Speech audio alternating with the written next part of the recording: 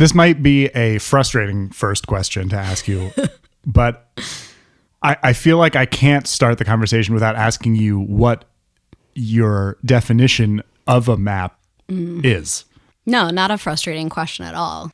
I would say a map is a spatial representation of things. But the spatial part is really what I think distinguishes a map from other forms of communicating information. So you can make a map of anything that you can relate spatially, or any group of things. Obviously, you can't make a map of a single thing. It has to be about relationships between things, right? That's a good point. Yeah, I mean, I'm willing to test the boundaries of this definition, but that's what I'm going to stick with for now. I feel like it's a word that people use as a metaphor a lot in general conversations about making sense of things. And even one cool direction to go in could be emotions and psychological things and various modalities of therapy. I feel like people are really into using the word map to describe things that are not really spatial. I mean, I literally just came from a therapy session where I was talking with my therapist about creating a map of my internal parts. And I like that definition. I don't push back against that definition, because I think part of what makes maps so powerful is it takes... Maps are inherently a distillation of the world. And so if you're just thinking about your brain and your psyche, it can feel real overwhelming. Whereas if you can begin to literally map it out on a piece of paper and start to imagine different parts of yourself and how they fit in relationship to each other, it can help bring clarity from something that otherwise could feel overwhelming. And one thing I want to point out, too, as I'm thinking about this, is maps don't need to be static. So maps are snapshots in time. And whether it's a map of the world, as the world changes, the map can and should change, or whether it's your own psyche, I think maps can and should be updated. So one thing that pops to mind is the map is not the territory cliche, which is actually really popular in my circles of sort of spiritual weirdos, because there is a class of error that they make, or that they have seen made, or that they have made themselves and then later recovered from, where getting involved in a system for distilling the infinite from the overwhelming to the manageable, then they become attached to the system and don't update the map. The distilling verb that you used, I feel like, is really powerful, and you almost described it as a sort of relief for human cognition to be able to do that, to simplify things into a map. I think the question I have is about what do you do with the information on a map now to sort of take it out of the simplified form and act on it. The map is not the territory problem is treating the world as though the map describes it completely. So I think maybe the question is, how does a good map help you switch in and out of map territory behavior? I think you're skipping over some steps. Okay, good. So first of all, I would take issue with the concept of a good map. Okay. Because I think that maps are subjective objects. And you might think one map is good and I might think it's awful, and that's okay. I remember when I was getting my master's in cartography, having this sense of overwhelming power of what it means to create a map. And the way that, as the cartographer, the way that you decide to name your map, to label your map, what colors you choose, really influences how the people who are going to be looking at it interpret that information. And so I think a good cartographer, or somebody who aspires to be a thoughtful cartographer, is thinking about who are the people who are going to be looking at this map? What message are you trying to communicate? And I guess just like, how can you communicate that information knowing the power that you wield? And what's coming, I was thinking about this on the drive over here, and I was remembering an intro to cartography class that I was the TA for one year, and the professor showed two maps that were showing the exact same data. Like, they were being made from the exact same data. And it was something like, the data set was something like rates of like gun violence in counties in Wisconsin. And one map was maybe like a tan background, and the counties were kind of like shaded like blue and green, and they were more like pastel colors. And the map made it seem as if gun violence were like not really a big deal in Wisconsin. And then there was another map using literally the exact same data set that was like, the background was like dark gray, and like all the counties were like some shade of red. So you're literally looking at the exact same data, and you are coming away from looking at those maps with two completely different conclusions. And so I think the kind of cartographer that I aspire to be, but really the kind of person that I aspire to be, is on neither end of those spectrums. It's how can I, as objectively as possible, while still understanding the power that I wield, how can I create a map that effectively communicates what the data is saying while being aware that I have a bias in what I'm trying to communicate? I love that we're using the word communication because it's a different axis of relationship. Like we sort of began by talking about the spatial relationships between the data and like the job of the map to relate things in space to each other. But you're adding a dimension that I am sure I overlook as often as I think about the communicative power of other media.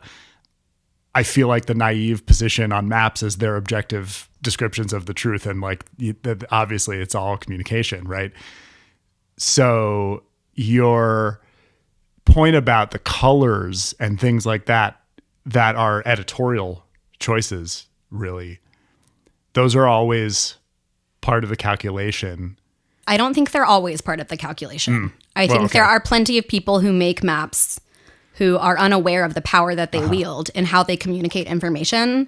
And they just go with whatever the default colors are in the program that they're using, or they copy somebody else's color scheme without really stopping to think about whether or not it applies to what they're trying to communicate. So I think that there is communication that happens, and whether or not that's intentional, I think depends on who's making the map or which people. It's often more than one person. Okay. What I'm starting to get now is what skills a professional or trained cartographer has that are not skills that everyone who sets out to make a map even knows exist, let alone knows how good at it or bad at it they are.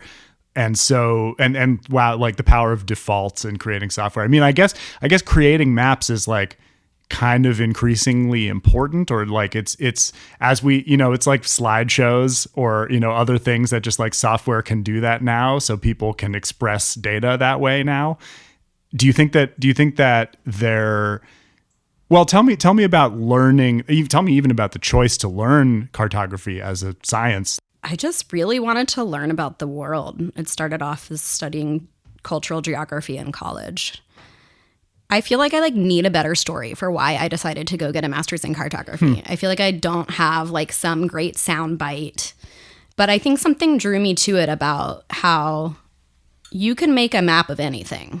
And I've always considered myself a generalist. And so I liked the idea that I could study something that I could then use to really follow whatever my interests were. What is cultural geography? Oh God, honestly, I don't even want to go there. Okay.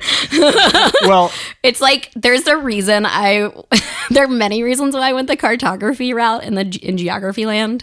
But if you ever meet somebody who's like an academic geographer, they have a very difficult time explaining what it is that they do. can you explain just what the difference between geography and cartography is? Like, Sure. it would seem Yes, like I can do that. It would seem like geography is a subset of cartography. No. Do I have it the wrong way around? I feel like they're kind of like related but parallel fields. Okay. So what's the difference? Geography is the study of if you think about history as the study of events in relation to time, you could think about geography as the study of events in relation to place. So an example might be why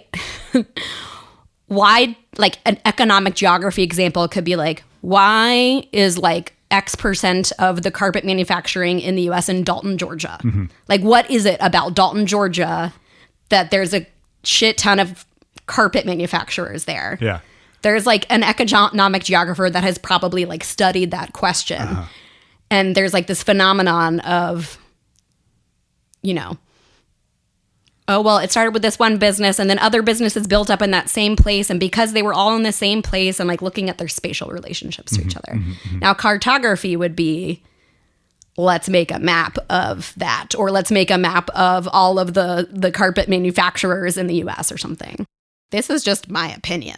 I feel like the nature of a podcast is such that like this is going to sound super official and people are then going to go tell somebody that, a cartographer said this and therefore it is fact. No, don't worry. This is a website of a guy with a tiger costume on. I don't think you have to worry too hard about that.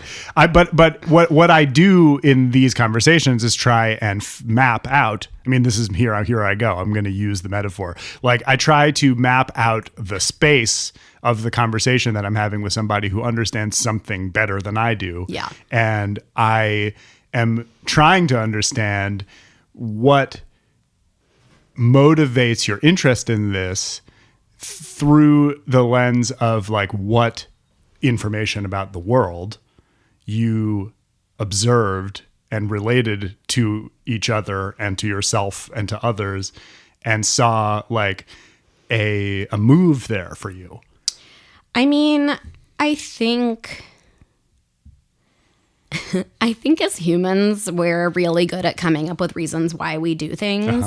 And I kind of feel like my interest in cartography is similar to like my affinity for being Jewish, which is I don't really know why it's important to me or why I'm drawn to it. I just am. And I don't really need to understand why. I can just lean into the fact that like this interests me.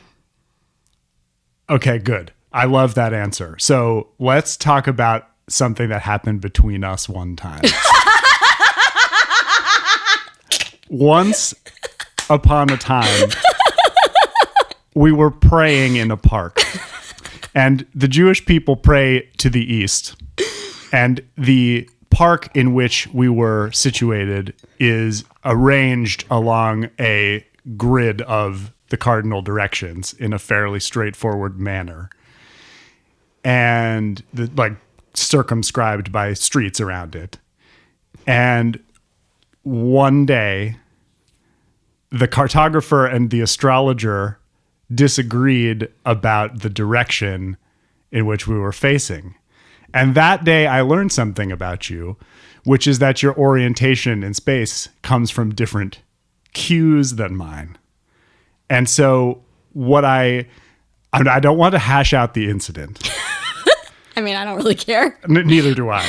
But what I want to know is whether, for me, my interest in, let's call it astronomy instead, and like orientation to the sky from the surface of the earth, comes from very low level sensory cues and experiences and like needs, like neurological needs to orient myself. Would you describe your relationship to maps the same way? What do you mean by low level sensory needs? I mean, prior to any sort of intellectual attempt to explain the importance of the discipline or the skill set, like, do you feel as though like your brain is orienting itself constantly or needs to be oriented constantly in such a way that this skill set helps you? I love this question. I don't know if I've ever really pondered this question. Yeah, I think that totally hits the nail on the head. I mean, I think I'm somebody where I want, from a very young age, I've always wanted to understand my place in the world. And like the actual world in which I am living. Like, I think I find your like astrology stuff like super interesting, and I love that you love that so much, and I find it interesting at like a macro level, but like no parts of me want, like, I'm not interested in like understanding all the nitty gritty of that stuff because it feels too far away from me. Orientation for me means like literally today in my life right now, or today for my community right now, or next week for my kids' school. But it's like, it's very specific and almost like tangible. So yeah, I think, and even in relationships, I think understanding how I fit in space in relationships is something that's really important to me. And appropriately orienting myself. There's actually, there's an indigenous community, I want to say it's Australia, but it could be New Zealand, so don't quote me. This is a podcast, don't worry about it. Where these people, instead, like, you know how you and I would be like, oh, that plant is to the right of you? Mm-hmm. In that community, they would say like, that plant is to the southwest of you. Mm-hmm. Mm. And so these people, you can literally like have them close their eyes in a dark room, spin them around, and then they can tell you what all the cardinal directions are, because it's just this like constant orientation of where they are in space. And I remember that image has never left me. Like, I feel, but you know what?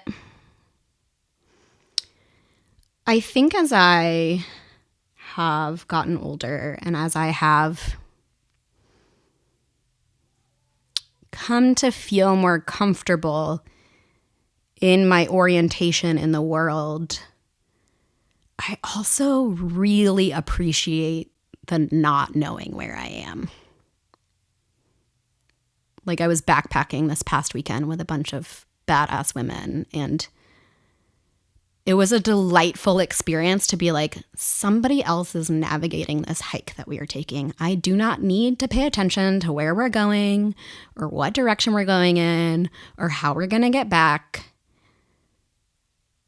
And I also trust, like, on the way back, we weren't with a person who was navigating, and I wasn't worried. I wasn't anxious. Like, in a previous time, and maybe again in the future, I would have been anxious about like, how do I get back? How do I know my way back? But I was just like, I've done enough hikes in enough places that I can find my way. I am confident in my skills to not be lost in the woods. So maybe the great thing about a map is that it's not in your head and it can be passed around. And as long as somebody else has it and you trust them, you don't have to hold it all inside. I think that's true. And I think, like, to even extend that even further, I think there are times when there is no map. I recently read an interview with Jad Abumrad, the former host of Radiolab, and the question was like, what's the, like, some great advice that you've heard about leadership? And he said, as a leader, you don't need to know where you're going. You just need to be willing to lead the search party. And I think that there are certain situations when that is true and there is no map and you have to fucking figure it out as you go along. And that's okay.